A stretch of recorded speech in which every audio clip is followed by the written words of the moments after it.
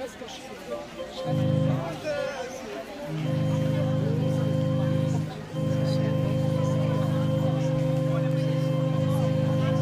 du beau monde.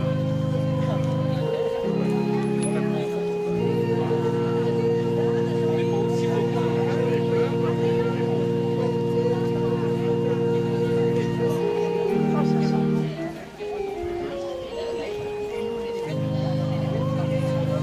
Messieurs, bonjour.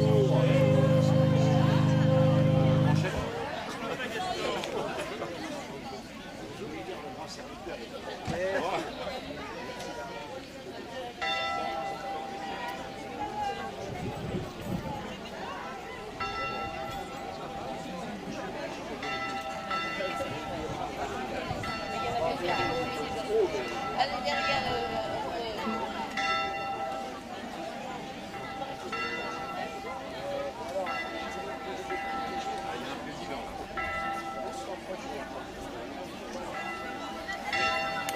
donc madame, au niveau du déroulement, on organise.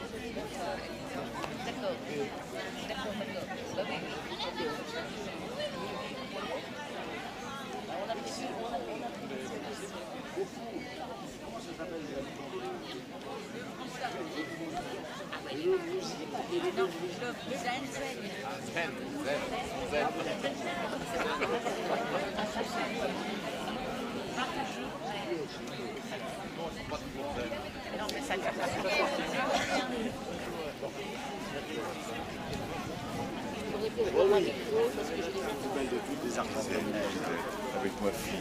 Arrêtez les malakachous.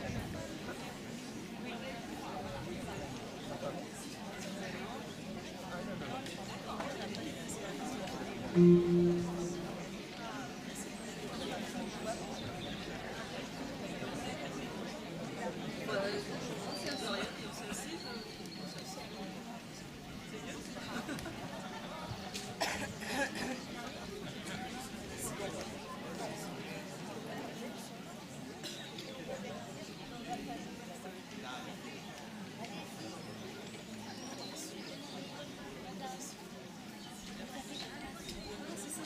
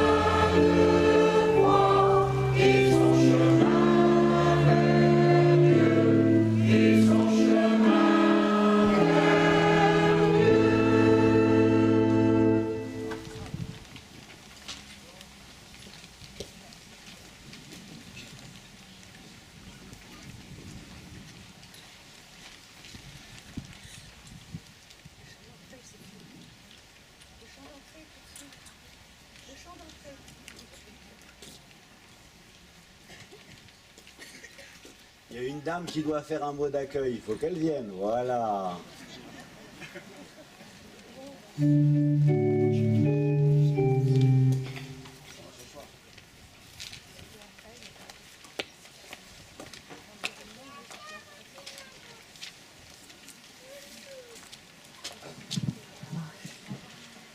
Bienvenue à tous. Le pèlerinage de la Bonne Dame s'inscrit, vous le savez, dans une très longue tradition. Nous célébrons la 71e année de sa création. Mais les années passent, les anciens disparaissent et les jeunes ne sont pas vraiment au rendez-vous. Souhaitons que la ferveur mariale soit toujours aussi forte qu'aujourd'hui. Tout au long de cette journée, nous prierons avec les malades, entourés par l'hospitalité du Berry et qui partagent notre pèlerinage. Comme chaque année, je n'oublierai pas de remercier tous les bénévoles et leur très grande fidélité. Sans eux, nous ne pourrions pas faire grand-chose. Monseigneur, cardinal archevêque de Lyon, primat des Gaules, Monseigneur Barbarin, avec très grande joie, nous vous accueillons à Argenton, à quelques kilomètres d'Aigurande, de votre maison familiale, à laquelle vous êtes si attachés. Monseigneur, dans notre monde tellement troublé et très inquiet pour son avenir, vous êtes une voix forte qui affirme ses principes et ses certitudes. Il y a quelques mois, vous avez plusieurs fois défendu la famille traditionnelle et vous ajoutez « Je ne peux pas passer mon chemin ». Très récemment, vous êtes parti au Kurdistan pour soutenir les chrétiens d'Orient chassés de Mossoul. Dans une vidéo, vous expliquez « Je viens leur exprimer notre solidarité en chair et en os ». Dans cet esprit, Monseigneur, Une de vos préoccupations est le rapprochement des communautés catholiques, juives et islamiques. Grâce aux liens d'amitié que vous avez tissés avec le grand rabbin Gilles Bernheim et le recteur de la Grande Mosquée de Lyon. Dans notre monde perturbé et qui doute, vos engagements nous aident à retrouver confiance dans l'avenir. Bientôt, la messe solennelle que vous présidez sera animée par la chorale Saint-Sylvain de Levroux. Merci de sa présence. Que nos voix montent vers Marie, afin qu'elle nous rassemble dans la joie de la conversion et de l'amour. J'ai oublié quelque chose, excusez-moi, de rappeler que, je crois, aujourd'hui, 12e anniversaire pour Monseigneur Barbarin de son installation dans le diocèse de Lyon.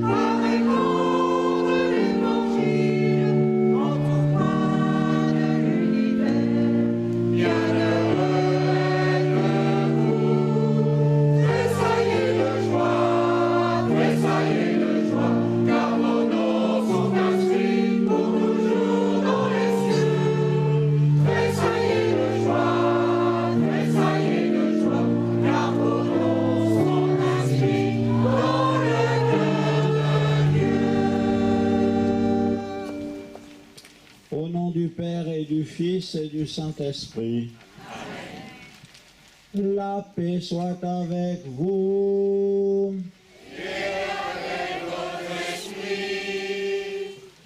Frères et sœurs, je voudrais vous dire d'abord à quel point je suis heureux de venir avec vous pour cette fête de la bonne dame d'Argenton. C'est la première fois de ma vie.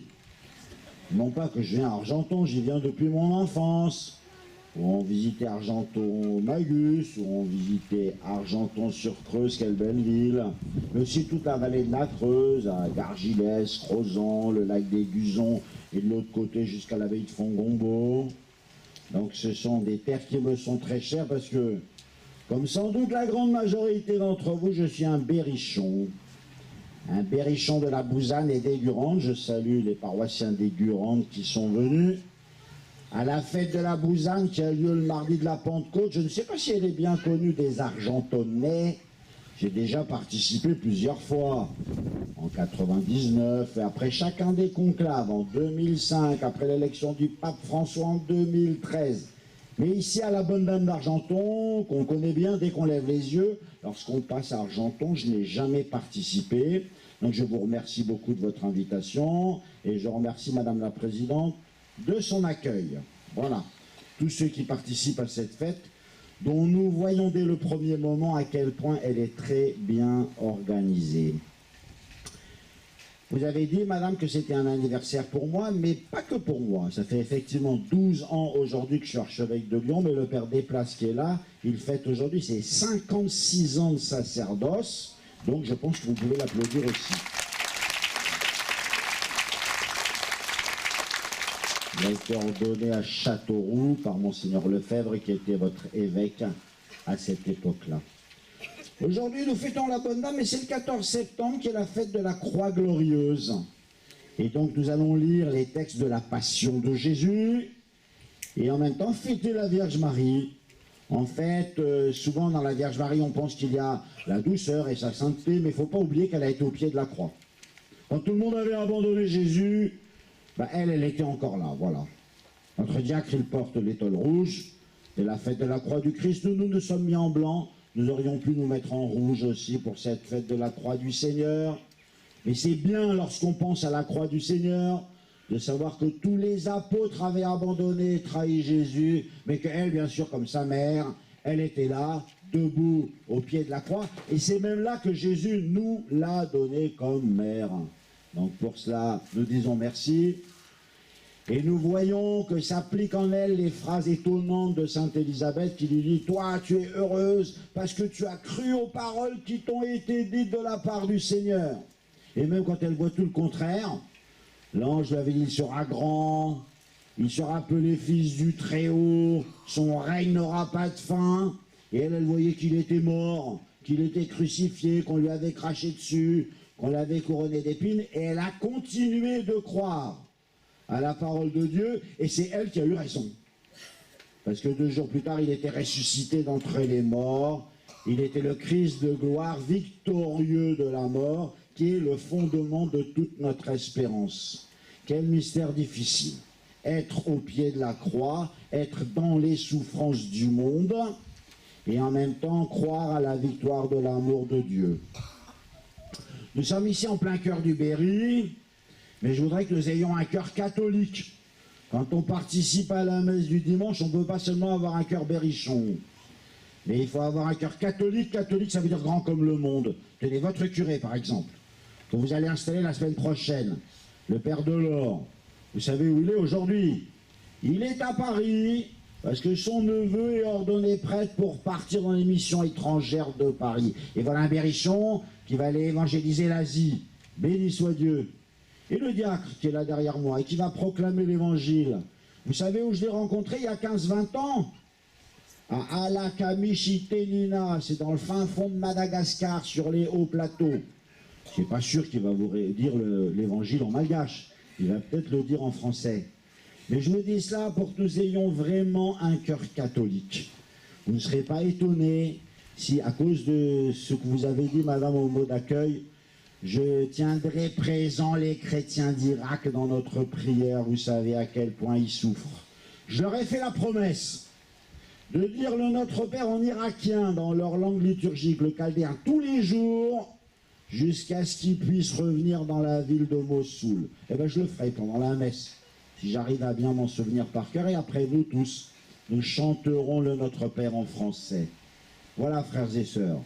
La vérité d'une messe, c'est que nous sommes dans une terre, dans notre terre bien-aimée, mais que nous avons un cœur grand et catholique, un cœur comme le monde entier, ouvert sur le royaume des cieux, où Jésus nous attend, nous a préparé une place et nous bénit chacun des jours de notre vie.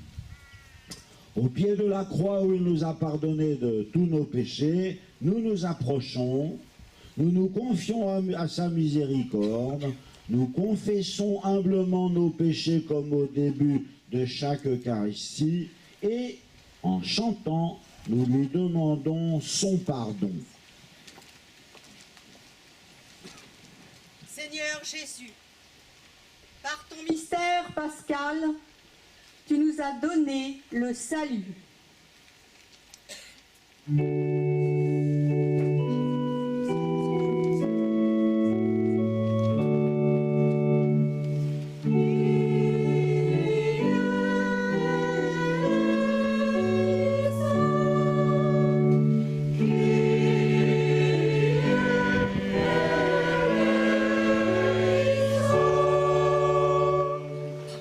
Ô Christ, tu renouvelles en nous les merveilles de ta passion.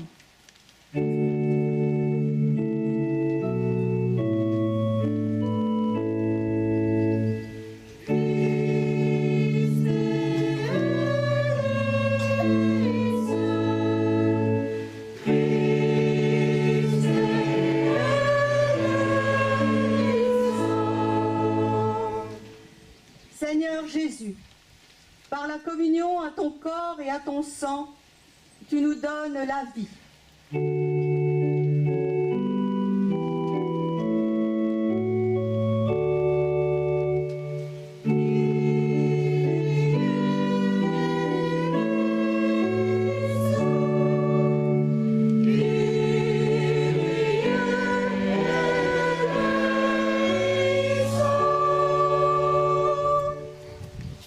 Nous accueillons le pardon que Dieu nous offre.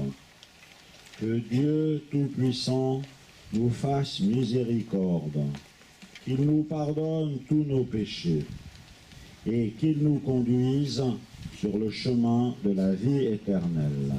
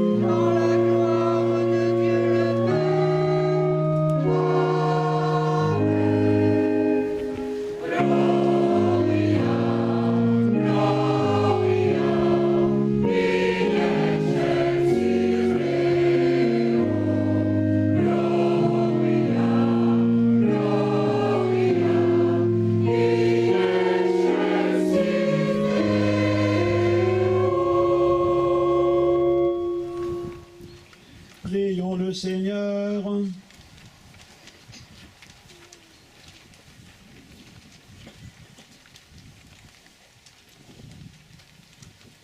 Tu as voulu, Seigneur, que tous les hommes soient sauvés par la croix de ton Fils.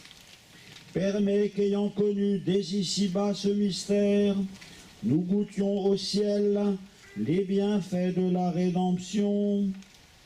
Par Jésus-Christ, ton Fils, notre Seigneur et notre Dieu, qui règne avec toi et le Saint-Esprit, maintenant et pour les siècles des siècles.